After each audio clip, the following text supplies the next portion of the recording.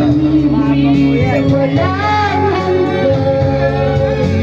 Kasalanan bang umibig ng buong tapat? Mama niya yan eh. Umibig sa kasalanan, ayaw ko nang mawasak sa pagkakamali.